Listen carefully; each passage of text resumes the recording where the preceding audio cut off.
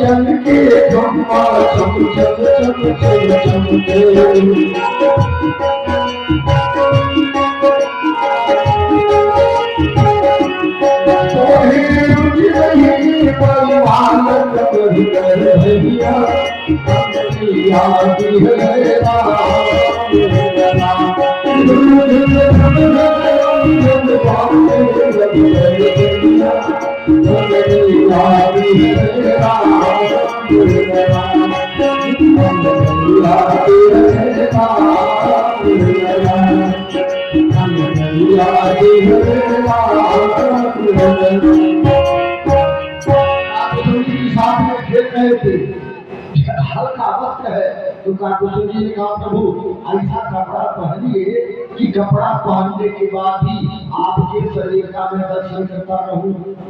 पीठ झिलुलिया के भीतर से आभा झलके नीली और भगवान के सुंदर स्वरूप का दर्शन करते हुए काकुशल जी धन धन भाग मुसुंडी कागल खेची कन्या अगले यादी है राम लला। आज भगवान के साथ वो कौआ खेल रहा है, खा रहा है। वो कौवा जब कथा कह रहा था कल मेरी को सुनाया तो कहा कि जब मैं अयोध्या में भगवान राम की बाल लीला में हाजिर हुआ बहुत दिलचस्प लगा। अच्छा तो गर्व ने पूछा तो कहाँ होटल में खाते थे क्या भोजन बनाते थे? कहा जब भगवान की बाल लीला हो रही थी तो मैं वही साथ में खेल रहा था। और भगवान कैसे खेल रहे थे? बोले रूप रास गुण अजीब बिहारी नाच हिले जब प्रतिबिंब बनिहारी अपनी ही परछाई को देख के राम जी नाच रहे थे। मैं भी साथ में खेल रहा था, लेकिन जब भगवान खाते थे और जो जिंझन गिरता था लड़काई जह जह भिजई चितवन सत्य उड़ान और जूठन पर अजीब महासोई उठाई गई। भगवान जो खाते थे तो मैं भगवान के साथ खेलता था और जो खाते थे जो जूठन गिर जाता था वही उठा के मैं खा लेता था। कर्ण जी ने कहा तो बड़ी भाग्यशाली की भगवान के साथ खेलने का अवसर मिला और भगवान का जूठन खाने का मिला। लेकिन एक बार जब दशरथ जी महाराज भोजन करके बैठे हैं, भोजन की थाली आगे है तो थाली तो आगे है लेकिन आदत है, अब सबकी आदत होती है जब बच्चे घर में छोटे होते हैं और बड़े लोग भोजन करने बैठे तो थोड़ा सा खिलाई देते हैं, भोजन का स्वाद बढ़ जाता है। यही होना भी चाहिए। देखिए राम कथा सुनने का मतलब ये थोड़ा कि आपने मनोरंजन कर लिया, राम कथा का मतलब उसको जीवन में उतारना है। देखिए, यदि आप भोजन करने बैठ गए हैं तो लगभग ये हर परिवार में समस्या है कि कई लोगों से बोलचाल नहीं हो पाता है। कई दिन बीत जाते हैं, बोलचाल नहीं हो, मौका ही नहीं मिलता है। कारण कि हम लोग गर्म भोजन करने की आदत पड़ गई है। शाम का भोजन बना, आप भोजन करके सो गए, बेटा कहीं बाहर गया हुआ है ना, कोई भोजन करके सो गया ना, आप उसको देखे ना आपको देखा। देखिए, रामचरित मानस शिक्षा दे रहा है कि दिन का भोजन भले ही अलग अलग हो जाए। देखिए, दिन का भोजन भले ही अलग अलग हो जाए, उसके अलग अलग काम को लोगों को जानना है, लेकिन शाम का भोजन तो सबका एक साथ होना चाहिए। परिवार में समरसता आएगी। एक महिला आई, एक बार पूछा मुझसे, बाबा हाथ देखते हैं? कहा हाथ तो नहीं देखते। क्या करते हैं? कथा बोलते हैं। कहा कि महाराज हमारे पति देव के हमारे लड़के में कई महीने हो गए बोलचाल नहीं हुआ। हमने कहा क्यों? बाहर रहते होंगे? नहीं, दोनों लोग घर पर ही रहते हैं, अपने अपने बिजनेस में है, लेकिन बोलचाल नहीं हुआ। महीनों हो गए, मौका ही नहीं मिला, झगड़ा भी नहीं मिला और मौका भी नहीं मिला। तो हमने पूछा तो बताइए कि भोजन बन जाता है, पतिदेव भोजन करके अपने कमरे में सोने चले गए, टीवी चला रहे हैं, बेटा आएगा 12 बजे 11 बजे रात को, वो भी खाएगा, अपने कमरे में जाकर सो जाएगा। सवेरे वो भी ड्यूटी पर बोल चाहिए। मैंने कहा आज के नियम बनाए। कहा क्या? हमने कहा कि दिन भर भोजन चाहे जैसे भी हो, अब आपका लड़का रात के 12 बजे तक क्या कर रहा है तो आपको पता नहीं। कल इंतजार करिए, गरम भोजन मत करिए, ठंडा खाइए, ठंडा खाने की आदत करिए और बेटे का इंतजार करिए। जब आप इंतजार करेंगे और जब 12 बजे रात को आएगा और आपको बैठे हुए देखेगा तो जरूर पूछेगा कि क्यों बेटे? आप कहेंगे ना कि हम भोजन एक साथ करें, तो उसको लगेगा कि देखिए, अब दूसरे दिन भले ही वो अपने मित्र मंडली में घूमने जा रहा हो, लेकिन उसके दिमाग में बात आएगी कि मेरे पिताजी मेरी प्रतीक्षा कर रहे हैं, मेरी माता जी मेरी प्रतीक्षा कर रही होगी, और वो जरूर अपने शरीर को धीरे धीरे छोड़ेगा और समय से आएगा नहीं आएगा। लेकिन कब? जब आप इंतजार करेंगे तब। आप इंतजार करिए, बेटा राम बनेगा, लेकिन आपको दशरथ बोलना पड़ेगा। बहुत सीता के आएगी, लेकिन माताओं को कौशल्या बनाना पड़ेगा। तो जब आप भोजन का इंतजार करेंगे, बेटा हम लोग एक साथ भोजन करेंगे, तो जरूर आदत तो बनेगी। अब अभी 12 बजे रात को नहीं आएगा, 8 बजे 9 बजे रात को आएगा, एक साथ भोजन करेंगे, आपसे सुख दुख बांटेंगे। ये रामचरित मानस का संकेत है। आज दशरथ जी महाराज भोजन करने बैठे हैं, बालक खेल रहा है अपनी मित्र मंडली में। दशरथ जी ने कहा ऐसे भोजन करूंगा, हम लोग बैठ के एक साथ भोजन करेंगे। दशरथ जी बुला रहे हैं कि भोजन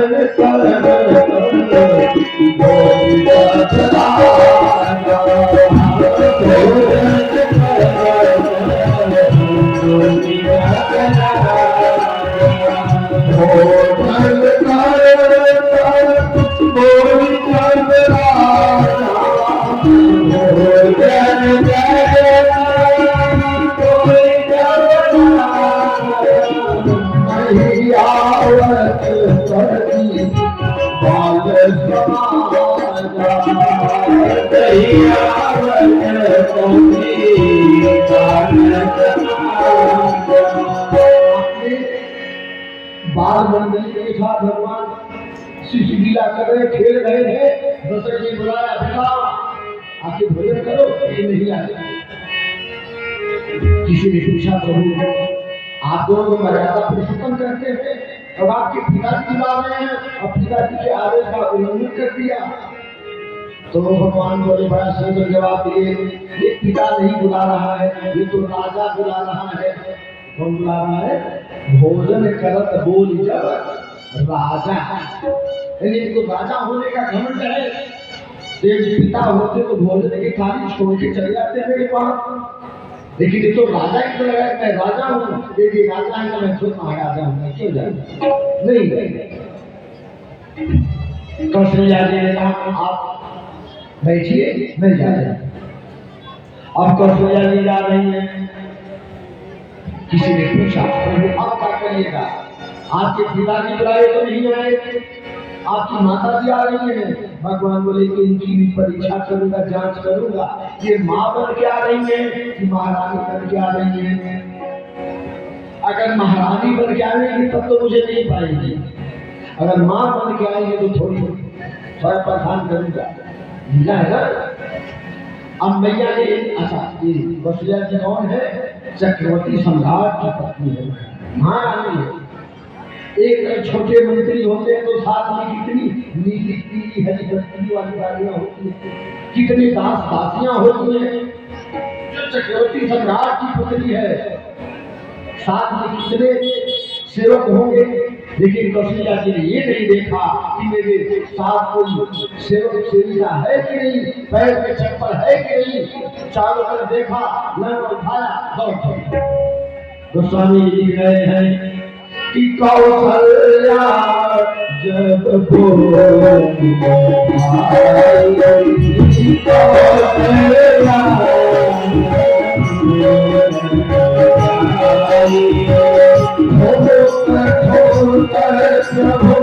जननी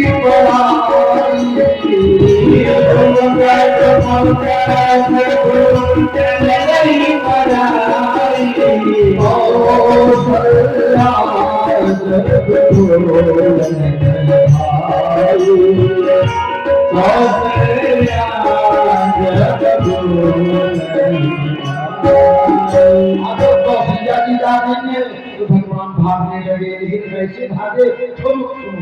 बच्चे जो भागते हैं आप देखते हो, छोटे बच्चों को थोड़ा सा भागेंगे फिर मिल के आगे तरफ देखेंगे उसको ठोक ठोक बोलते हैं, बोले ठोक प्रभु चल ही पराई, ठोक के भाग रहे हैं। और कौशल्या जी पकड़ने के लिए जा रही है तो लोगों ने पूछा क्या कौशल्या जी इनको पकड़ लेंगी? कौशल्या जी की क्षमता है जो भगवान को पकड़ सके। तो स्वामी जी ने कहा भगवान को पकड़ने की क्षमता तो वेदों में नहीं है, ब्रह्मा नहीं पकड़ सकते, जिनको शंकर नहीं पकड़ सकते, निगम ने जीवान पापा। जहाँ वेद इनका पाप नहीं पा सके, जहाँ शंकर इनका पाप नहीं पा सके, ब्रह्मांड नहीं पकड़ सकते। लेकिन आज कौशल्या जी क्या कर रही है कि निगम ने शिवा अंतर पाप,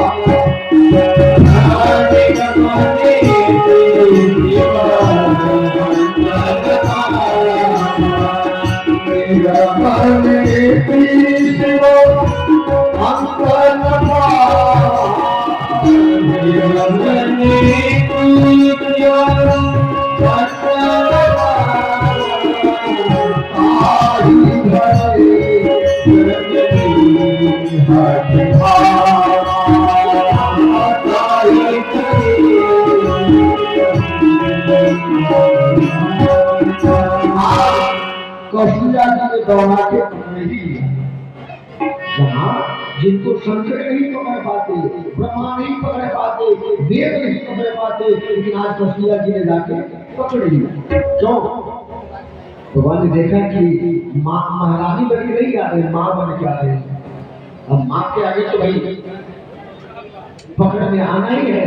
आज उसी को जिसको बड़े बड़े अमलात्मा विमलात्मा नहीं पकड़ सकते, आज कौशल्या जी दौड़ा के पकड़ लिया। अच्छा, बच्चों को जब आप जबरदस्ती पकड़ेंगे ना तो बच्चों की आदत होगी वही जमीन पर लौट जाते हैं।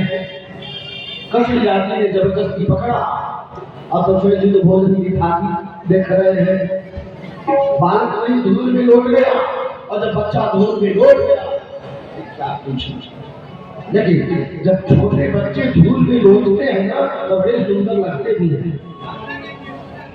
एक बार एक सज्जन बोले एक बुलेट गाड़ी थी, बहुत सजावट हुआ था, कहीं बहुत सजावट हो रहा है, कहीं ठीक नहीं लगता। बुलेट गाड़ी में अब पहलवानी के लिए झूला लगाया जाता है, ठीक है, सजावट ठीक नहीं लगी।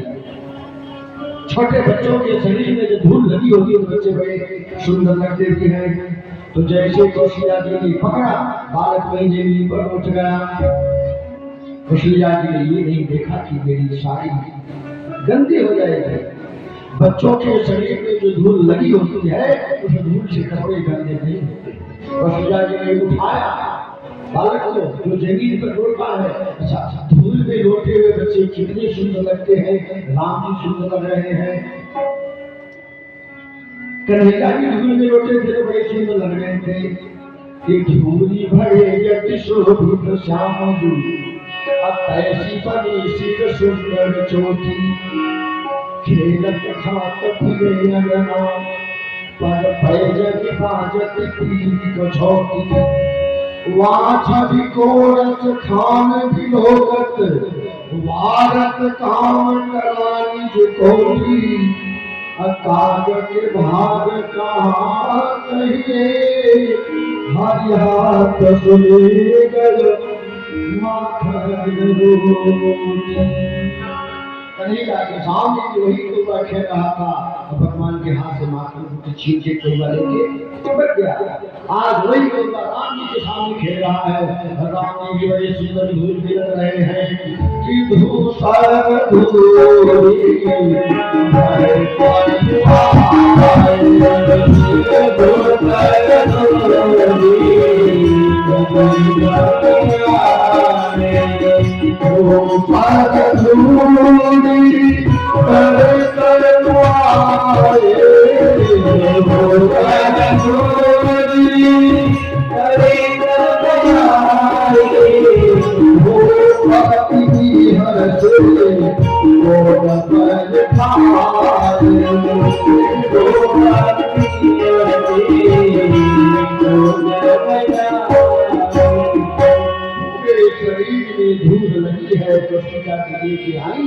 और डॉक्टर जी ने भी नहीं सोचा कि अगर धूल लगी है तो ताकि नीचे टूट जाएगी। एक चित्त होकर के बालक को गोद में नहीं बैठा दिया, गोद बैठाए, अब बिना भोजन कराए खा नहीं करते। अब भोजन को मिलाया, अब उन्हें खिलाने जा रहे हैं। तो बच्चों को जब जबरदस्ती खिलाया जाता है तो बच्चे खाते भी नहीं, आंख से कर लेते हैं, खिला देखिएगा। और जैसे दशरथ जी ने खाना जो खिलाना था, क्या खा रहे थे? चावल खा रहे थे, भात खा रहे थे, दही और भात खा रहे थे। दशरथ जी ने जैसे मिलाया और बालक को खिलाने गए, ऐसे मुखिया कुछ इधर लगा कुछ इधर लगा, भोजन चपलचित इतर अवसर भाग चले के प्रभु दधियो दही भात थोड़ा खिलाए, मुंह में अंदर गया कि नहीं गया, लेकिन चारों तरफ लग तो गया। दशरथ जी ने हाथ हल्का किया, अब खाए, और जैसे अपना भोजन शुरू किया, हाथ उधर गौवा कह रहा है, प्रभु आप खाएं और हम उपवास कर रहे हैं, आप खाएंगे हम उपवास करेंगे। भगवान बोले घबराओ नहीं, भी लेकिन भोजन आ रहा है। अब वो पर दही हाथ लगा है और कौवा बगल में खेल रहा है। जैसे हाथ हल्का हुआ, भगवान भगे वहां से भाग चले कि कर प्रभु दधियो दध लटकाए और दही हाथ लगाए जाके झाड़ दिए तो कौवा उठा के खाने लगा। ललिताई जहाँ पे चितवत संत को आओ, जूठर पड़े लगे महाशय उठाई कर खाओ, कौवा खाने लगे। लेकिन भगवान की बाल लीला है, कौवे को भी थोड़ा सा मोह हो गया। आप सुन लीजिए, इनको मोह हो गया, भगवान ने कहा इनको भी ठीक करना पड़ेगा। कौवा लेके भागा, भगवान ने कहा चलो इसका मोह दूर कर दे। और जैसे कौवा भागा, भगवान ने पीछा किया, हाथ बढ़ाए, कौवा के पीछे भगवान हाथ बढ़ाए, कौवा भागने लगा और जहां भी जाता पीछे मुड़ के देखता, भगवान का हाथ पीछे ही तो है। कितनी दूरी पर है? बोले जो अंगुल कर बीच दो अंगुल का ही। भगवान जब बढ़ाए हाथ उसको पकड़ने के लिए, तो झपट्टा मारा है ना, भागने लगा। कहाँ कहाँ नहीं गया, ब्रह्मलोक गया, विष्णु गया, शिव गया, सब जगह गया। और पीछे मुड़ के जब देखता तो भगवान का हाथ पीछे ही है। तो वह घबराने लगा। अंत में जाके वही और कई जगह गया, कई ब्रह्मांड को देखा, यहाँ तक कि कई अयोध्या को देखा, और हर अयोध्या में राम जी की लीला हो रही थी। और बाद में घूमते घामते वही कृपा जब अयोध्या में लौट के आया, भगवान हंस रहे थे, तो उनके मुंह में प्रवेश कर गया। तो वाह, उनके मुख में प्रवेश कर गया। और जब अंदर गया तो अब वो कई कल्प तक उसी में रहा। बाद में भगवान हंसे बाहर आया तो क्या कई साल लगे ना। उभय घड़ी महकौतुक भये, 2 घड़ी में सारा दृश्य हो गया। तो वह थर कांप रहा है। महाराज गलती हो गई। कहा कुशुंडी जी महाराज कथा के वक्ता है। एक घाट रामचरितमानस की कथा 4 घाट पर हुई है। ज्ञान घाट, कर्म घाट, उपासना घाट और दैन्य घाट। तो ज्ञान घाट पर जो भगवान शंकर पार्वती को सुना रहे हैं, कर्म घाट पर जागृति महाराज भरद्वाज जी को सुना रहे हैं, और उपासना घाट पर काकुशुंडी जी गरुड़ को सुना रहे हैं, और दैन्य घाट पर गोस्वामी तुलसीदास जी संत समाज को सुना रहे हैं। तो ये कथा के वक्ता है, वक्ता को भी भगवान की लीला में मोह हो गया। हुआ यदि भगवान की लीला ऐसी है कि बड़ी बड़ी दिग्गजों को मोह हो जाता है। आज भगवान की बाल लीला में काकुशुंडी जी को मोह हो गया। भगवान कुछ और बड़े हो गए, और जब बाहर जाने की सोच रहे थे, मैया ने जो नामकरण किया है राघव, मैया की ममता, ये राघव खेलन दूरी जनी जही हो, नजर तोहे लग जाए। राघव खेलन दूरी जनी जही हो, नजर तोहे